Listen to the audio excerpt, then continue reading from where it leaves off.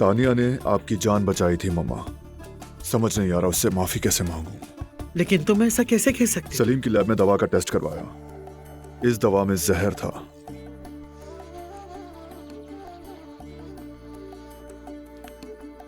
तो मम्मा आज आप अपनी दूसरी सालगिरह मना सकती हैं। तुमने क्या फैसला किया? मैंने फूल, जेवर और कपड़े मंगवा लिए हैं। कोरियर ये सब कुछ तानिया के कमरे में पहुंचा देगा। और मैंने उसे इस घर से निकाल दिया जबकि मुझे उसके हाथ चूमने चाहिए थे। तुम्हें लगता है कि वो हमें माफ कर देगी? पहले तो उसे ढूंढना होगा। किसी को मालूम नहीं वो कहाँ है। उसके साथ कुछ हो ना गया हो। अजनबी शहर में तन्हा है, कैसे ढूंढूं उसे? हाँ, एक माँ कहाँ जा सकती है?